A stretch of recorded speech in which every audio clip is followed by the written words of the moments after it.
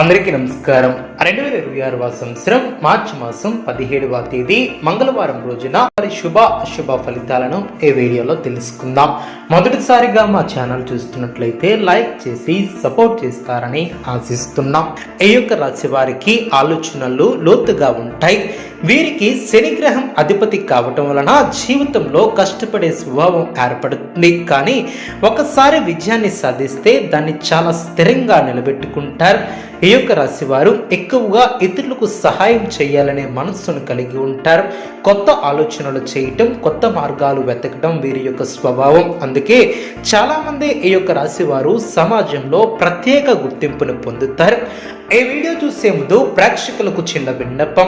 సమ్మక్క సారక్క అమ్మవారి ఆశీస్సులతో జ్యోతిష్యం చెప్పబడిన విద్య, ఉద్యోగ, వ్యాపార సమస్యలు, ప్రేమించిన వారు దూరం కావటం వంటి సమస్యలు, స్త్రీ పురుష వశీకరణం చేయబడిన ఇంటి సమస్యలు కానీ, శారీరకంగా కానీ, మానసికంగా కానీ ఎటువంటి సమస్యలు ఉన్నా సరే పూజారి గారు ప్రత్యేక పూజలు చేసి మీ యొక్క సమస్యలను పరిష్కరించేదన నమ్మకంతో ఒక్కసారి ఫోన్ చేయండి. మీకు శాశ్వత పరిష్కారం చేయబడిన ఈ యొక్క రాశి వారికి సాధారణంగా మంచి ఫలితాలు ఏర్పడిన కొంత శ్రమ ఉండవచ్చు. కానీ ఆ శ్రమకు తగినటువంటి ఫలితాలు కూడా వచ్చే అవకాశాలు కనిపిస్తున్నాయి. ముఖ్యంగా మీరు చాలా రోజులుగా ఆలోచిస్తున్నటువంటి ఒక పని రేపు ప్రారంభించడానికి అవకాశం కూడా వస్తుంది. మీలో ధైర్యం మరియు ఆత్మవిశ్వాసం కూడా పెరుగుతుంది. మీరు తీసుకునే నిర్ణయాలు చాలా స్పష్టంగా ఉంటాయి.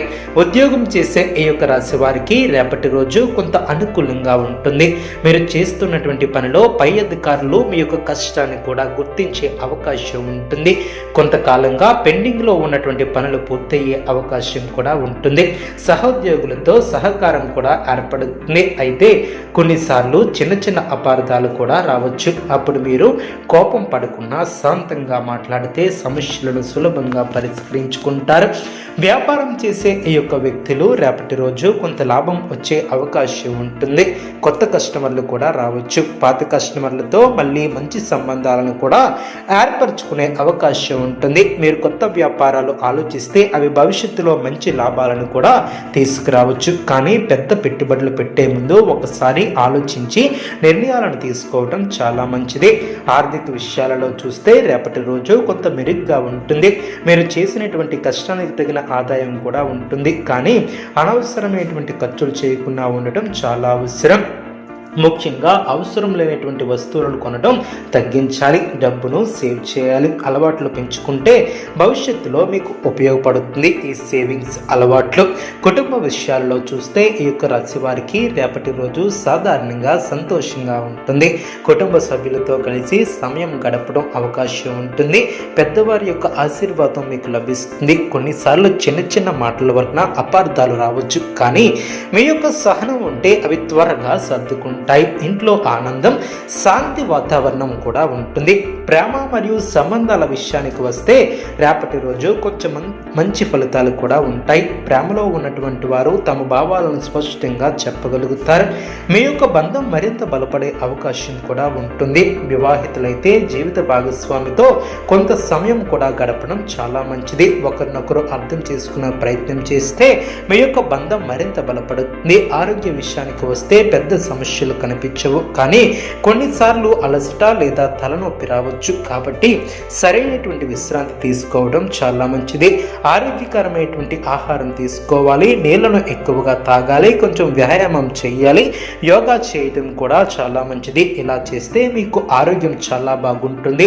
ఈ వీడియో చూస్తున్నటువంటి ప్రతి ఒక్కరు కూడా జై శ్రీరామ్ అని కామెంట్ రూపంలో తెలియజేయండి. మీ యొక్క చిన్న కామెంట్ మాకు చాలా విలువైనది. అదేవిధంగా రేపటి రోజు విద్యార్థులకు విషయానికి వస్తే రేపటి రోజు మంచి ఫలితాలను కూడా తీసుకువస్తారు. చదువులో మీ యొక్క దృష్టి పెరుగుతుంది. మీరు కష్టపడి చదివితే మంచి ఫలితాలను కూడా పొందగలుగుతారు.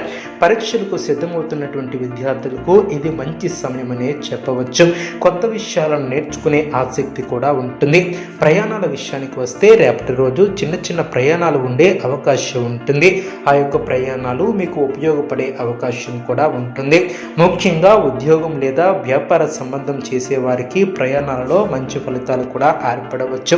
ఇప్పుడు శుభ సూచనల గురించి రేపటి రోజు ఏం జరుగుతుందో పూర్తిగా తెలుసుకుందాం.